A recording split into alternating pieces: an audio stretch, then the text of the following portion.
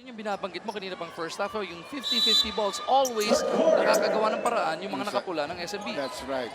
And you know, to the coach and to the coaching staff, pag meron kang pinapractice sa depensa and you're not able to do it in the game, and you do it so well in practice, talaga it's very frustrating.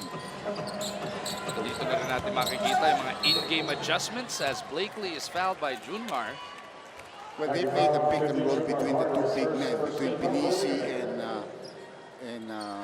their import, Blakely. So that forced the switch and a quick drive to the basket there by Blakely. He's been doing well so far from the free throw line.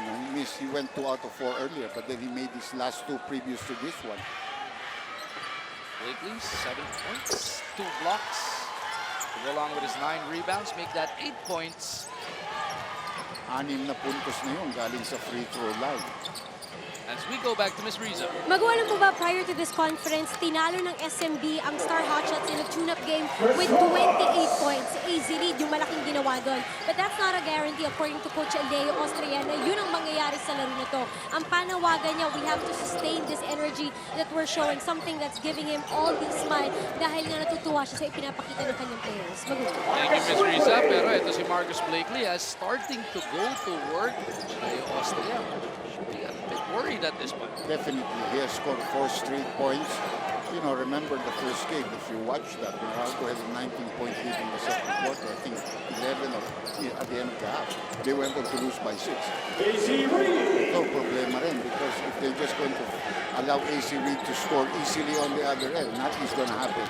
Your defense has got to hold the other team down. Third attempt from 3-point. Hindi na nakapasok si Mick, so he's 2 out of 5 from that area. Last touch on Junmar Fajardo. Di matanganan ni Junmar yung rebound na yon. So mananatili ang possession sa Star Hotshots. Still down by 17. Maganda yung picture na yun because earlier he had the 2 MVPs of the last 2 years together. Arvin Santos at si Junmar. Sorry miss para kay Malyari. And Chris Ross makes him pay dun sa kabilang dulo. Well, Chris Ross is now beginning to blossom. The promise that he showed in the D-League before he was drafted, everybody said he was ready for the pros. He didn't show it then. But this time, this year, he's beginning to show his offensive game. 9 points in the contest para dito kay Ross. Pinawian naman kagad siya ni Baroka doon sa kabilang dulo. 7 in the ball game now for Baroka. Si Mark Barocas yet to score in double figures sa unang 3 laro ng Star Hotshots sa tournament na to. Sandali lang pinulong niya. Sandali lang today watch. But you know, that matchup is just horrible. Napunta yung si Tinko. If you're gonna let a guy shoot an 8-footer who's taller and stronger than you, then we are in real trouble. 19 points in the game na para dyan kay Arizona Reed. Blakely may tangan ng bola, lalabas dito kay Baroka. Ross caught reaching in. Kontra dito kay Mark Andy. You know, I like that call to be made, and I think that should be consistently made. When a guy has the ball and you hold him, or you impede his path to go to the basket, you must call that a foul. If you bang him, you must call that a foul. Because that is a foul. Pulls up. 7 na rin si James Sharp ngayon. At yan ang mga inaantay nga ng Star Hotshots. Kanilang mga big guns to start contributing here. And they're looser. Napansin mo ba, partner? They're looser in their offense. Of course, they're behind. So as Arizona Reed continues to sizzle. 6 in this quarter. 21 na ginagawa ni Arizona. 6 in the first 3 minutes of this quarter, though. Malyari on the move. Junmar picks him up. Sumubok rumikover si Lassiter. Blakely locates Baroka. He's got by. Now that's the hot shots that you know. The way they pass the ball, the way they pick up offensive rebounds and have the right spacing. Reed over at the other side. Atakin ulit si Malyari. Arizona shoots over him. And Arizona cannot be stopped. Kilala ko yan. When that guy goes, he's like a torpedo. Hanggang sumabog eh. Walang balak sa Star Hotshots na palitan si Malyari. It's not Malyari. Maybe they have to find somebody else to defend against him. I would really gamble on Blakely. Of course, you also want Blakely to score on the other end. Malyari mula sa kanto. No, Baroka offensive rebound. Putback is good. Sinabi niya, binulong niya. Pinukan mo po niya yung araw. First time in double figures nga ni Mark Baroka dito sa ating PLDT Home Devolution PBA Governors Cup.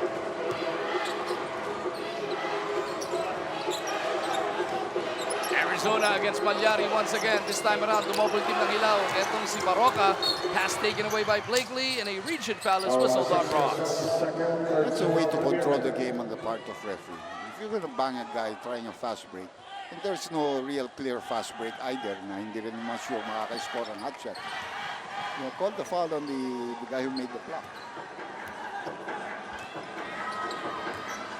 Blakely will offer the pick. Malyari couldn't get rid of Lassiter. Take Blakely na possession. Oh, he gets that basket. Napasapit pa si Junmar. I like the movement of offense now of the Hotshots. A little bit looser. Kita mo ngayon, much more passing of the ball rather than the isolation. Blakely continues to do well from the free throw line. Dami na rin siya ginawa dito. 7 in this quarter for a total of 13 in the ball game. Mahabol na nga sa kota. Ito si Marcus Blakely. 7 of 9 from that free throw line, Doc, as Lassiter misses. Good try. Junmar is there. Oh, he missed that. That would have been easy. Nabitawan ba ni Junmar yun? Kasi parang hinawakan niya ng isang kamay pero linayo niya yung bola. Hinahanap niya yung bando. But that was an easy 2 points at least. Swerte pa niya na last touch ang Star Hotshots. Ross underneath. What a pass from Reed. Yan ang complete player. AC Reed pointing to Ross. And Ross is playing a hell of an offensive game here. Coming off a 17-point performance, Chris Ross now with a total of 11. Bonus free throw pa parating. Para dito kay Chris. Remember, San Miguel the last time they won a championship, masyadong sagad ang gamit nila kay Fajardo in the All-Filipino. And there were times that when rain or shine beat them, in the fourth quarter, walang-wala na siya. Here he is really being maintained properly. Yung kanyang pacing of the coaching staff is good. Benisi looking for James. Three-pointer on the way. Di ubra. Reed para sa board. Arizona gets it across. SMB up by 16. Couldn't push it to 19. That looked good also when it left his hands. Malyari going to the sidestep for the scoop layup. +1. Alam mo si Malyari, his first 2 attempts he scored. He's a left-hander, but his first move is going to the right. Then he put the ball back to his left hand. He goes to the right, then he puts the ball back on his left hand. If it goes to the left, minsan di na tumutuloy yan unless the path is really open. 60-46. Di ba makuha yung bonus free throw, but on the rebound play, there is a foul. Well, back-to-back fouls called against Arizona Reed, and that's going to be number 3. That's the gamble you take when you take out Fajardo. Diba? Nagkakaroon ng offensive rebounding, and that's why Fajardo is coming back quickly.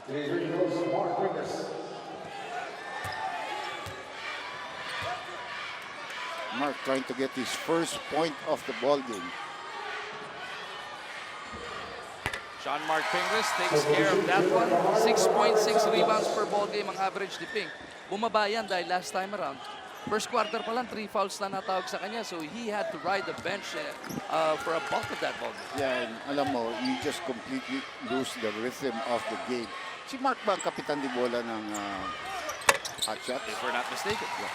Well, that's the reason why he probably called the team together. Gastos nga lang siya. Pero. Yun lang. Baba na sa 12 ang abante rito ng San Miguel Beerman. It was at a high of 19 from moments ago. Ross, susukatin ang depensa ni Baroka. Pupunta sila dun. Kay Tubid. Now Tubid is back on the floor. Reed has 2 to shoot. Tubid kailangan ng bitawan. Inabot ng 24. Sayang, I really thought the referees have done a good job here. It's just that one missed call, which you and I were discussing. Maybe I was thinking of pwedeng sabihin, inadvertent whistle na lang yan, count mo na lang yan. I don't think San Miguel would have complained. And you could have avoided all the trouble that happened. But that's water under the bridge now. You just play the game. Sorry miss para kay Ping. Ross taking it to the rack. Junmar is there to send that one home. with Fajardo back, it really relieves the pressure of defending against a big man like Pingris on the part of Arizona Reed.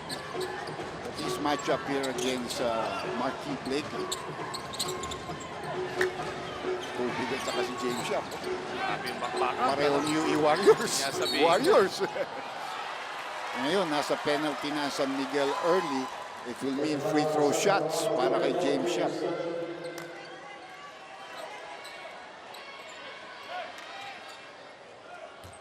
James Yap, who is in a slow start to this tournament, averaging just 9 points a game, Doc. Ang tournament high niya so far has only been 12.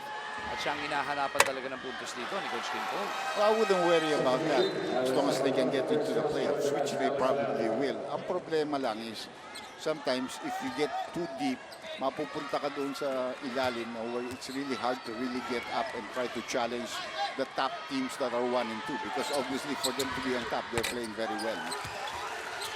May twice to beat ka tayo. Meron. Teams 1 to 4 will be twice to beat by 5, 6, 7, 8. 9, 10, 11, 12. Tanggal, Doc. Wow, apat. Shorter. May preparation sa ating mga other games.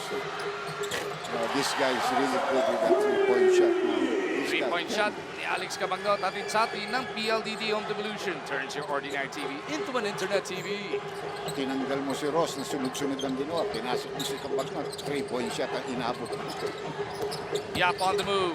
Kicks it out. Baroka unleashes one. Binawi agad. 14 now in the ball game for Mark Baroka. Wala ng 5 minuto natitira sa ating third quarter of action. 13 ang abante ng SMB. Libre si Tubid. Really hard to defend when they move the ball around. Look at that spacing. Reed No. sacrificing his body but will be whistled for his 4th personal foul. Well, that would be more of a no call. Pero actually, he should have gotten in the way of Blakely. He already has 3 fouls.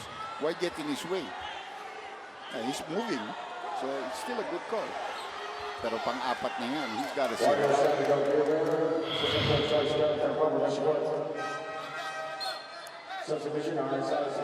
That will give Coach Leo Austria a chance to play Arwin Santos here. And we don't expect Arizona to be back until the 4th quarter.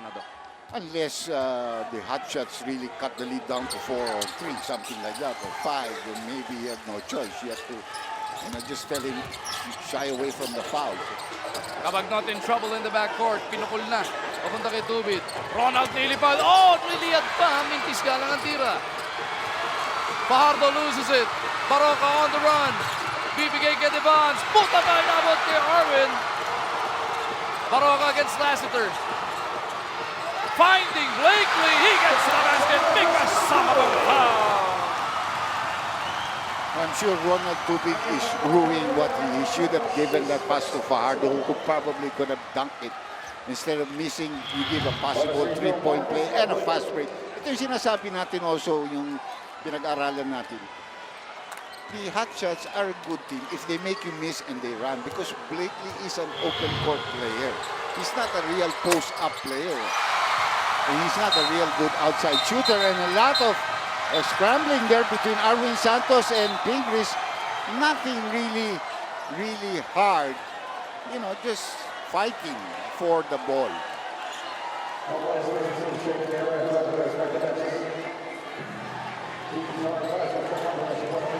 And the referees will be going to the monitors. They will be reviewing everything that just happened. We always talk about these sister teams. There's no such animal. I don't say they don't like each other, but they play hard against each other. Yan, nakita mo, nag-wrestling, bagsak pa rin.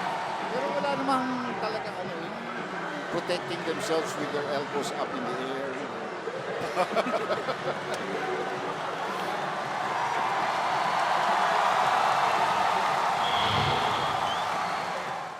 So it's a 10-point ball game. SMB 68, Star Hotshots 58. Kamayan naman kagad dito. Sina Ping and Arwin. All in the heat of battle, though. Oh, man. they would like to improve their win-loss card. No? So there's a lot to battle for. I don't know, one round robin lang. Lassiter to Cabangot. He goes cross court to Tubit. Three-pointer on the way. No. Rebound picked up by Cabangot. Lassiter to Cabangot. He looks to reset this attack. They want Junmar at the post, but tignan mo naman yung denial defense ni Devance. Junmar spins up, under, offensive foul. Hindi kasi pumalong si Joe Devance. There was no position on the part of Junmar to get off a good shot. Watch this. Hindi tumalon si Devance. Hindi kumagat sa fake. He just kept his ground and then the elbow to get him out of the way.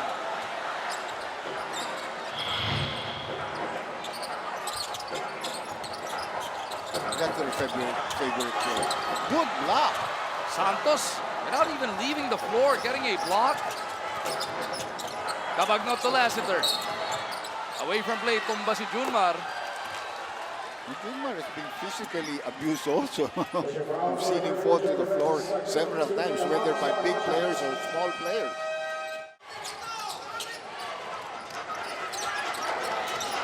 Back inside a smart Araneta Coliseum kung saan ang SMB is trying to weather this third quarter storm being cooked up by the Star Hotshots. That was a good timeout by San Miguel because they ran the play where he sets a high screen Fajardo and he dives there. They can't let Cabangot shoot a three-point shot open, so they had to recover there also. Pero he misses the first free throw. Well, parehong mintis yan, no? So that's gonna hurt them. It really hurt them when Arizona picked up his foul. Pagkakataon ng Star Hotshots will come to within 8, maybe even 7 with a long bomb. Blakely. Kontra dito kay Santos. Picked up his dribble, goes to Melton. Blakely with that leather, goes to Baroka. One on the shot clock. Puta tapa! That's a 24-second shot got violation. Walang tinamaan yun. It was blocked, so that continues the play.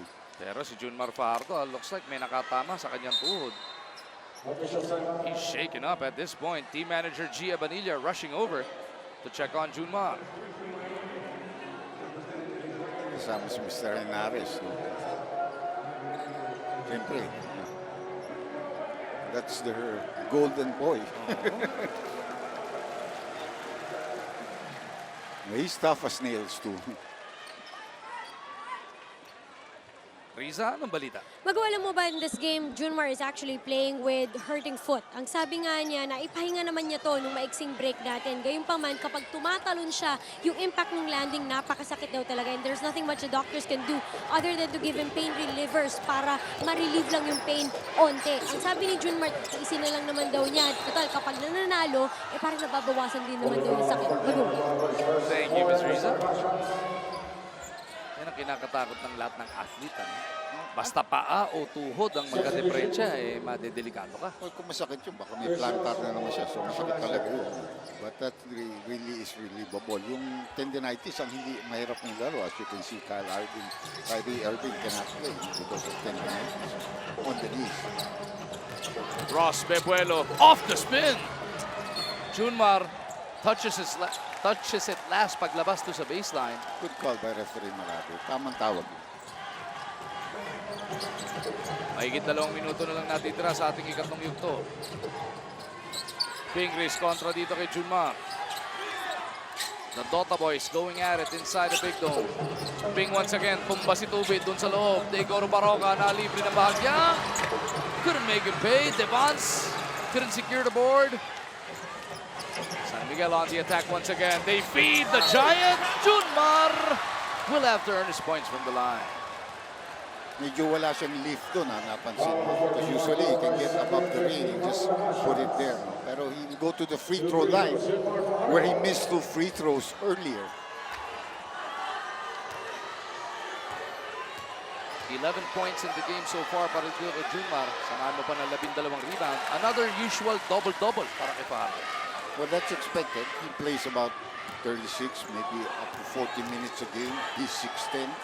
Probably one of the more dominant big men we've seen in a long time.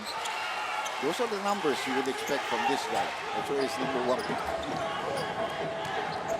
70-58, Junmar gives SMB another 12-point lead. Bigris. Iikot nila kay Devance. Melton tatanggap. Naipagpag si Tubit. Melton with a pull-up. The jumper is good. I haven't seen Tubit fall so much in a long time. Yung mga bagsak niya, puro kanyang flop eh. Pero actually here, talagang he's fighting screens. He's almost always going down. Santos with the leather. San Miguel Beerman trying to survive this third quarter without Arizona Reed, who's planted on the bench dahil sa apat na personal foul. Star Hotshots naman, wanting to make their move. Just over a minute remaining in the third. Blakely kontra Santos, tutulong pa si Ross. Baroka will reset up Blakely at the post. Blakely spinning baseline, nice hesitation for the reverse. Funny lineup of San Miguel here as you see that move by Blakely. He's had a good third quarter. Last guy is not in the game. You have Tubit there. You have the 2 point guards. Really, the other small forward position is parang bakante. Blakely has gone off for 15 of his 21 points in this third quarter of action. Mabagnot looking for a response. Junmar natapigan sa rebound. Inabot pa ng foul.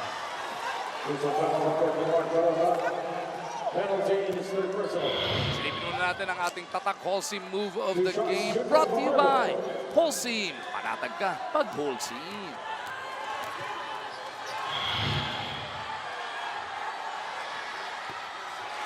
These 3 free throws here in the third quarter.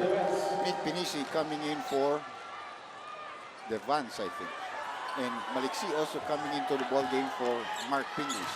3 of 6 so far para kay Junmar. Before this game, though, he was shooting close to 80%.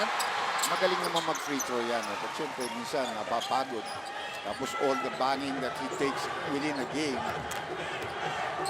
that can affect your shooting arm. See, they're drawing Pinisi to the corner to get Fajardo out of the middle. Mga 5 segundong diferensya. There. Shot clock at quarter clock. Penisi! Niluwa pa ng rim yun. Hindi talaga post player si Pinisi. Pero nagnakaw ng backdoor siya kaya nakawala. Please allow me. Pinisi is from Perth.